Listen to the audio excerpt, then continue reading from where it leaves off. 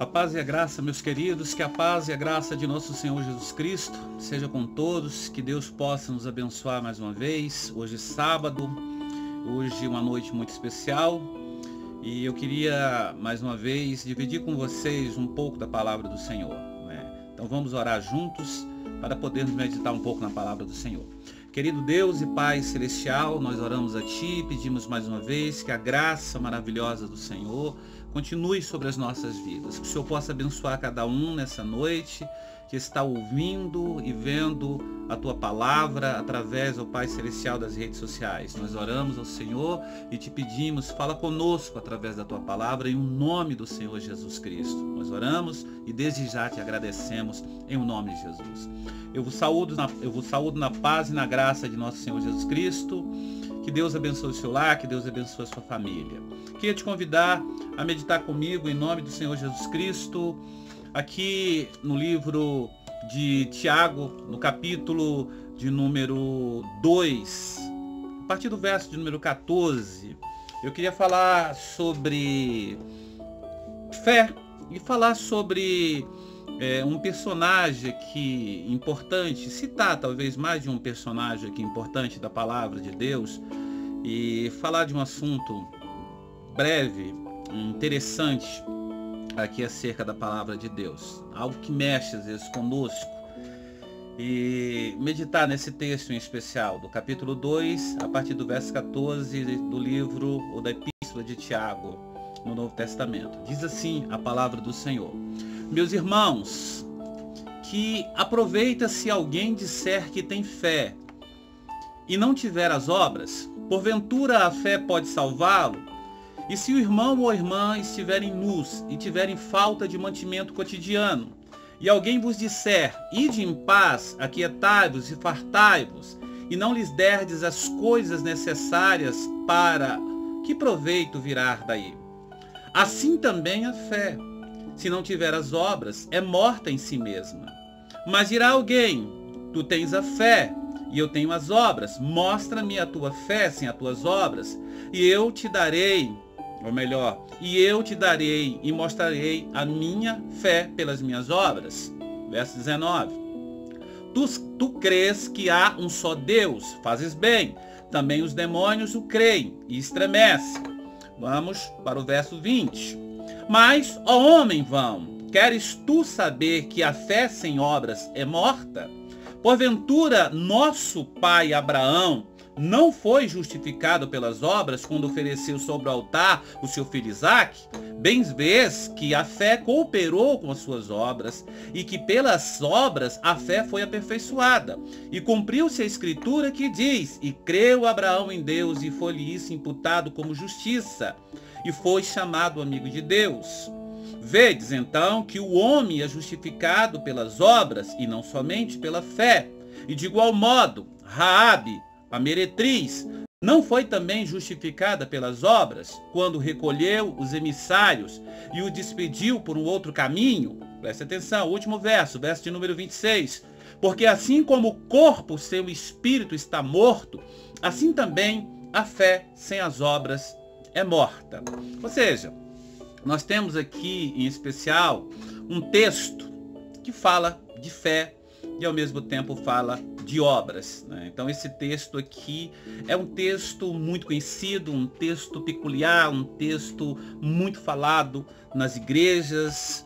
E quando falamos de fé, nós cristãos, muitos de nós nos autodenominamos de homens e mulheres de fé, porque falar de fé é algo muito especial na vida do cristão, porque o cristão por si só se autodenomina um homem e uma mulher de fé, porque a fé é a essência do cristão, a essência do cristianismo, porque sem fé, como diz o escritor de Hebreus, lá no capítulo de número 6, né, é impossível agradar a Deus, ou seja, no capítulo de número 11, verso 6, é impossível agradar a Deus, pois sem fé praticamente ou totalmente impossível, né? Pois é necessário que aquele que se aproxima de Deus creia que Ele existe e que Ele é galardoador daqueles que o buscam. Então, foi isso que o escritor de Hebreus disse. Então, a fé, ela é essencial. Então, aqui nesse texto, nós temos aqui apenas a título de introdução, é bem interessante assim na ótica até do cristianismo e na ótica de Deus, na visão de Deus. A visão de Deus é completamente diferente da visão dos homens, né? Da visão nossa, humana, porque a visão de Deus, o olhar que Deus enxerga as coisas é completamente diferente do nosso olhar. É incrível que Deus escolhe para servir no seu reino, né, no sentido natural, ou seja, completamente diferente dos homens. Ou seja, nós temos a tendência de escolher as pessoas pela sua aparência, pela altura, o indivíduo, pela constituição dele, pelos seus padrões, pela habilidade, pela inteligência, pelo seu papel na sociedade, às vezes pelo seu sobrenome, né, pelo fator do seu emprego, por aquilo que ele representa na sociedade, de alguma forma. Às vezes, as pessoas são esquecidas porque elas, a princípio, não causam, na primeira vista, uma boa impressão, ou elas não recebem honra, né, porque, a princípio, não causaram essa boa impressão logo no primeiro momento. E às vezes também essas pessoas não têm um bom emprego, o emprego daquela pessoa é um emprego inferior, e por isso também ela não é escolhida para determinada posição e não é honrada, porque tem um emprego inferior também, ou então tem uma educação limitada. Então essa pessoa também muitas vezes não é escolhida para determinada coisa. Então a habilidade dela também frequentemente é ignorada por causa da posição dela. Ela é discriminada, existe um preconceito, e tudo isso frequentemente entra em jogo para que ela seja escolhida para determinada situação. E é maravilhoso como Deus, ele usa critérios diferentes, completamente diferentes dos seres humanos, né? Deus, ele olha para o íntimo, para o interior. Ele olha para o mais profundo do ser humano, né? As pessoas falam que Deus olha para o coração, para a alma, para os sentidos mais absolutos do homem, da mulher. Porque Deus não olha para a aparência, né? Nós temos diversas situações na Bíblia Sagrada, né? Nós temos a própria situação dos filhos de Jessé, quando Samuel vai lá, o profeta, vai enviado por Deus para ungir ali um dos filhos de Jessé. E ali então, quando ele olha um dos filhos de Jessé, está ali os filhos de Jessé todos ali reunidos pelo pai, faltando apenas Davi, e Davi seria aquele que iria ser ungido, e é até desprezado pelo próprio pai a princípio, no primeiro momento, nem foi convidado para aquela festa, né, que seria ali onde o profeta está ali para ungir, o sacerdote estaria para ungir um dos seus filhos e abençoar aquele que seria o homem segundo o coração de Deus. E naquele momento ali o profeta é enganado pelos seus olhos quando ele quase unge a pessoa errada. E Deus diz: não, nenhum desses aí eu escolhi, eu tenho rejeitado a todos. E aquele que Deus tinha escolhido era justamente aquele que ninguém esperava. Era justamente um pastorzinho de ovelhas que estava lá cuidando das ovelhas, que nem o próprio pai imaginava que poderia ser escolhido. É bem interessante isso. Nós temos aqui no texto que nós acabamos de ler o caso, né, de Raabe. Raabe aqui é citada aqui nesses versos aqui do capítulo 2, no verso de número 24, diz assim: vedes então que o homem que o homem é justificado pelas obras e não somente pela fé. O verso 25 diz assim: de igual modo Raabe, a meretriz, não foi também justificada pelas obras, quando recolheu os emissários, ou seja, os espias, e os despediu por um outro caminho? Porque assim como o corpo, seu espírito está morto, assim também a fé sem as obras é morta. É bem interessante que nós tratamos desse assunto, fé e obras, na igreja, bastante. Porque quando nós falamos de fé, né, na igreja, nós estamos falando de algo que é bem discutido na igreja. Porque fé não é simplesmente emitir confessar que nós temos esse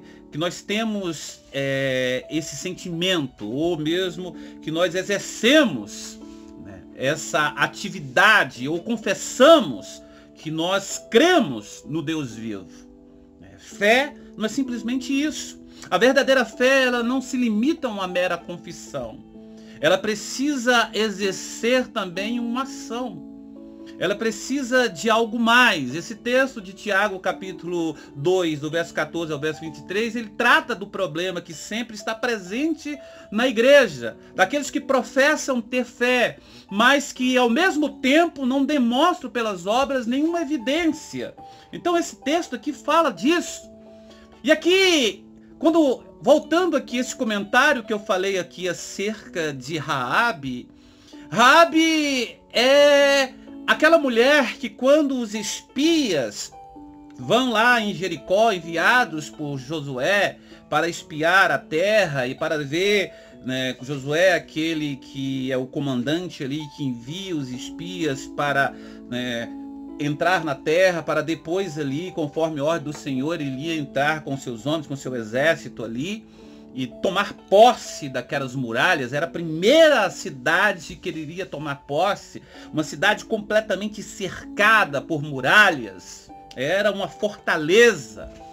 E quando eles tomassem aquela cidade, estava mandando ali um recado para todas as outras nações. Se Deus ali desse realmente aquela cidade para eles, era um recado para todas as outras nações que Deus era poderoso, porque a cidade era uma fortaleza, praticamente impossível, impenetrável. E ali então o rei de Jericó fica sabendo que havia ali 2 espias naquele lugar. E então ali, quando ele fica sabendo daqueles espias, e aqueles espias estavam juntamente ali na casa de uma prostituta, e aquela prostituta ali que tinha um comércio ali, a entrada da porta da cidade, e então ele manda os seus soldados lá, e aquela prostituta então esconde os espias ali no estabelecimento dela. Raabe, uma prostituta. E Raabe então esconde aqueles espias ali, né, na parte superior, aonde ela guardava ali, né, a parte ali determinadas coisas que ela guardava ali, né, do trigo. É bem interessante que ela tem que tomar uma decisão. Raabe, ela confessa para os espias que ela conhecia de ouvir falar o Deus de Israel, que ela tinha ouvido falar dos feitos dele, que era um Deus grande e poderoso, que abriu o mar vermelho, que ela ouviu falar do que aquele Deus havia feito com os egípcios, e que ela sabia, pela sua fé, que ela acreditava que o Deus dos hebreus iria entregar aquela terra, ou seja, aquela cidade de Jericó, nas mãos dos hebreus. E ela então faz um acordo: eu vou escolher vocês, eu vou aqui acolher vocês, eu vou arriscar a minha vida, mas quando vocês tomar posse desse lugar, porque eu sei que o vosso Deus, eu creio que o vosso Deus vai entregar essa cidade para vocês, então eu quero que vocês poupem eu e toda a minha família. E eles então aceitam isso. E eles também fazem um acordo com ela, dizem: olha, nós vamos poupar você, e nós vamos poupar toda a sua família, todos os seus, com tudo que você tem, mas você tem que colocar aí um fio de escarlate na janela, você tem que seguir todos esses procedimentos. E ela, tudo bem. E ela então esconde, vai lá, chega os soldados e tudo, ela então dá uma informação falsa ali, e eles vão embora, ela arrisca a própria vida. Ou seja, primeiro ela tem uma atitude de fé, depois ela confessa o Deus Todo-Poderoso, depois ela toma uma atitude que é uma obra. Ou seja, o que nós aprendemos a princípio?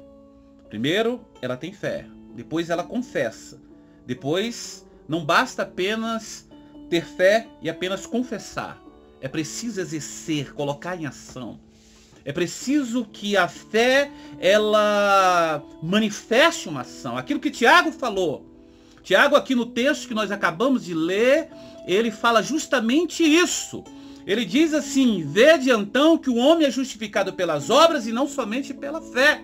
E no princípio aqui, no verso 14, diz: meus irmãos, que proveito há se alguém disser que tem fé e não tiver as obras? Porventura a fé pode salvá-lo? Ele está falando justamente sobre isso. Que a fé por si só, ela não resolve nada. É preciso a fé vir acompanhada das obras. É bem interessante porque ele está falando aqui que a fé, ela precisa ser manifestada. E foi justamente isso que Raabe fez. Raabe, ela acreditou no Deus de Israel, de ouvir falar. Ela tinha poucas informações, mas as poucas informações que ela tinha, ela manifestou a fé nesse Deus. E essa fé, ela então confessou esse Deus. E na confissão que ela fez, ela tomou uma atitude. E essa atitude foi o quê? Um ato de fé. Foi uma obra. E essa obra, ela colocou a vida dela em risco. A fé, muitas vezes, é sair da zona de conforto.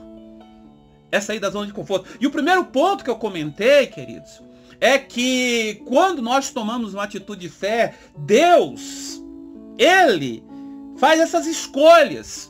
Deus pega uma mulher que outrora era uma prostituta, uma mulher que era impossível de humanamente ser escolhida, tanto por Josué como pelos hebreus, uma mulher que qualquer um na sua sã consciência poderia escolher, não poderia jamais escolher, e se Deus escolhe essa mulher pela sua atitude de fé. E essa mulher está na genealogia de Jesus Cristo. Essa mulher é encontrada lá na genealogia de Mateus, é citada lá na genealogia de Lucas, aonde eles citam justamente a genealogia de Jesus Cristo. Essa mulher é uma mulher de fé. Quando Mateus cita apenas duas mulheres, e isso não era costume de ser citada nas genealogias, aonde ali os judeus citavam as suas genealogias, jamais colocavam mulheres, apenas homens. E duas mulheres são citadas por Mateus. E essas duas mulheres, uma ali, nós vemos que é Raabe, uma que outrora foi uma prostituta, e a outra é uma moabita, que era Ruth.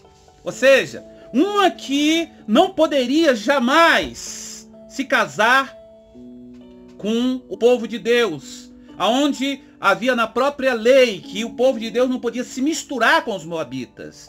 É citada ali. E a outra que era uma mulher que era imoralmente sexual, ou seja, praticava imoralidade sexual, mas que Deus escolhe e transforma essa mulher numa atitude de fé dela, numa confissão dela. Deus transforma essa mulher, mostrando que Deus não faz acepção de pessoas, mostrando que Deus, na hora de escolher, quando a pessoa tem uma atitude de fé, quando a pessoa faz um ato de fé, e também ali a pessoa sai da zona de conforto e ali comete ali a loucura de acreditar nele, porque a fé é a loucura, e sai dessa zona de conforto e faz a obra.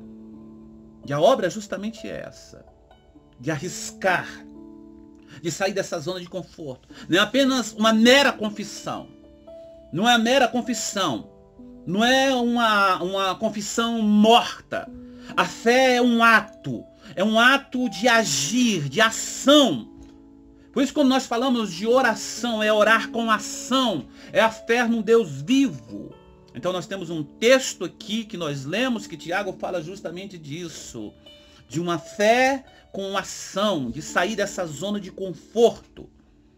Então, quando nós vemos aqui esse texto, nós vamos observar isso. E nós começamos aqui a entender, começamos a observar que aqui nesse texto em especial, nós vemos a vida de Raabe. A vida de Raabe aqui, não estou entrando aqui, não é um sermão, mas é apenas comentários rápidos, porque não dá, breves. A vida de Raabe aqui nos mostra o tremendo contraste entre o potencial do passado e do futuro futuro de uma pessoa. E aqui a chave é que a fé não é somente quando ela escolhe colocar a sua sorte com o povo de Deus. Mas aqui ela coloca a sua fé em Deus e ao mesmo tempo ela é capaz de escapar do julgamento. Ela passa da morte para a vida. Ela combina fé e obras ao mesmo tempo. Então aqui, pela fé, a prostituta Raabe, ela acolhe os espias e ela não foi morta com os desobedientes, conforme diz Hebreus capítulo 11, verso 31. A fé é uma necessidade absoluta, queridos. Porque sem a fé, as nossas orações, elas estão vazias. Sem fé, nós temos apenas tentativas de agradar a Deus e não vamos conseguir em hipótese nenhuma agradar a Deus, conforme diz Hebreus no capítulo 11, no verso 6. Nós vamos, em hipótese nenhuma, nós não vamos conseguir agradar a Deus.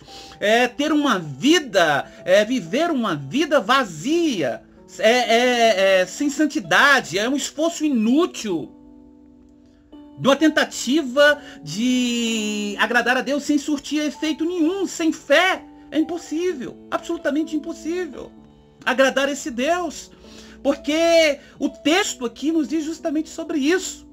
Porque para agradar a Deus é necessário tomar uma atitude.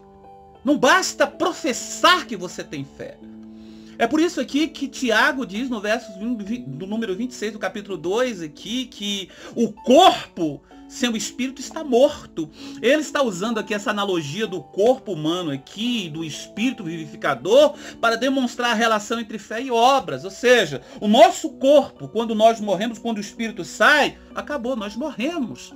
Ele está fazendo essa analogia aqui em comparação a obra e fé. Ele está dizendo, a fé sem obras, ela é morta. A mesma coisa do nosso corpo sem o espírito. Ou seja, quando a pessoa morre é porque o espírito se retirou do corpo. Quando a pessoa apenas tem fé, mas não tem obras, é a mesma coisa do corpo sem o espírito. Tiago está fazendo essa analogia aqui. Ele está fazendo justamente isso, fazendo o quê? Dizendo que uma fé sem obras, ela é morta por si mesma.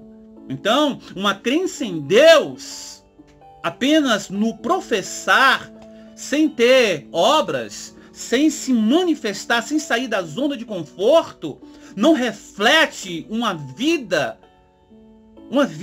de confissão e de obras e de manifestação de uma fé viva em um Deus real. Então eu queria deixar apenas essa palavra para vocês. Se nós queremos viver realmente uma vida de fé e de uma fé viva e real em Deus, as nossas obras têm que ser manifestadas através da nossa fé. Não podemos apenas ir para irmãos e temos fé.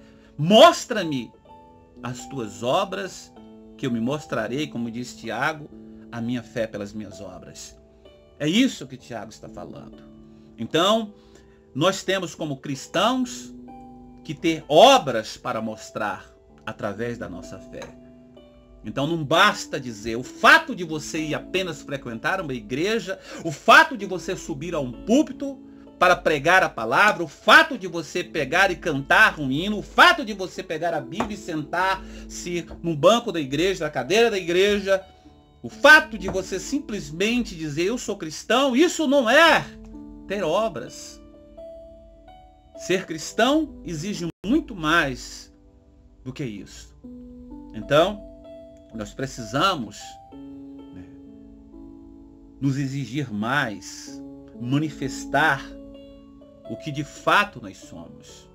Então eu queria deixar esse texto para que nós, nesse sábado, venhamos meditar, venhamos colocar a nossa vida para pensar, para de alguma forma raciocinar. Eu quero encerrar o Salmo 37, verso 5, que diz, entrega o teu caminho ao Senhor, confia nele e ele tudo fará por ti. Ou seja, entregar os nossos caminhos ou o nosso caminho ao Senhor é entregar tudo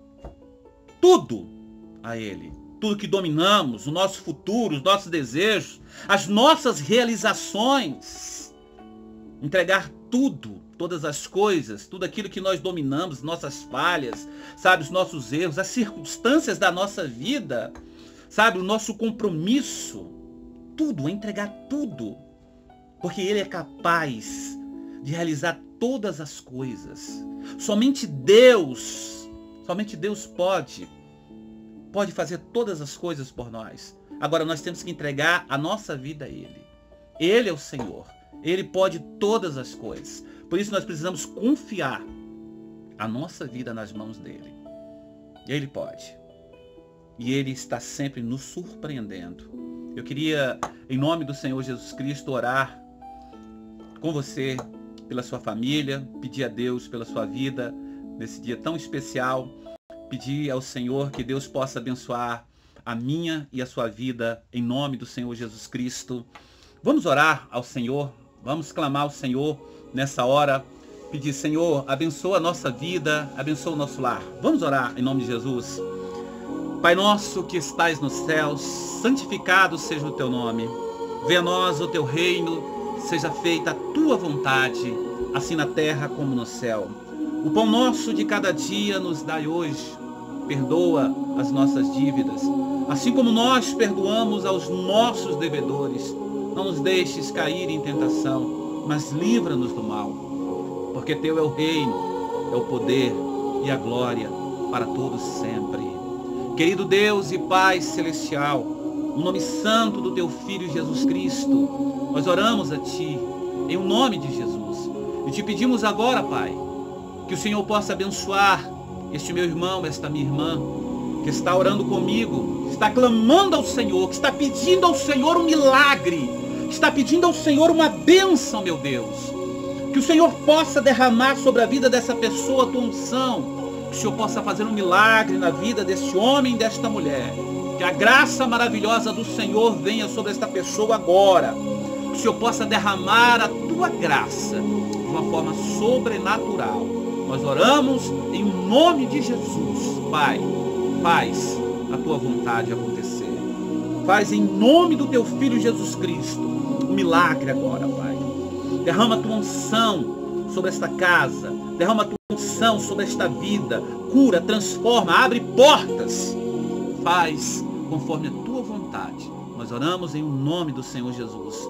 Pedimos ao Senhor agora que os céus se abram e que as bênçãos do Senhor venham sobre essa família, em nome do Pai, do Filho e do Espírito Santo de Deus, em nome de Jesus. Que Deus possa abençoar a sua vida, que Deus possa abençoar a sua família, que o Senhor Jesus derrame sobre a sua vida as mais ricas bênçãos dos céus. Queria lembrar aos meus irmãos que amanhã, domingo, nós temos aquele culto abençoado da família às 18h30, na igreja, sede, começa às 18h30. Quero convidar os meus irmãos. Nossa vida está voltando ao normal. Irmãos, vamos para a igreja. Muitos dos nossos irmãos continuam ainda em casa, queridos. Eu acredito que já dá para a gente ir para a igreja com todos os cuidados. Dá para você começar a frequentar a igreja. Tem muitos que já estão indo para a igreja, mas tem muitos irmãos ainda que não estão indo. Eu acho que se você tomar os seus cuidados, pegar a sua máscara, lá na igreja todo mundo está ficando separado, sentando ali. Dá para você ir com todos os cuidados. Nossos cultos começam às 18h30. Não estamos fazendo os cultos mais curtos, mas estamos tendo tempo para louvar o Senhor, para adorar o Senhor. Na quarta-feira também já voltamos nossos cultos normais, às 19h30 inicia. Então, aos poucos estamos voltando ao culto normal. Ou seja, os cultos agora estão sendo gravados somente aos sábados e aos domingos. Nós estamos colocando no YouTube. Mas na quarta-feira o nosso culto é na igreja, no domingo também, mas no domingo também estamos colocando ainda no YouTube. Então convidamos vocês, vamos para a igreja, irmãos. Então dá para nós irmos para a igreja, dá para estar na igreja buscando a presença do Senhor, tá bom? Que Deus te abençoe, que Deus abençoe a sua vida, que Deus abençoe o seu lar, a sua família, que o amor de Deus Pai, a graça de Cristo Filho e as doces manifestações do Espírito Santo de Deus se repouse sobre toda a sua família, em nome do Senhor Jesus. Espero vocês amanhã às 18h30, em nome de Jesus. Fiquem com Deus.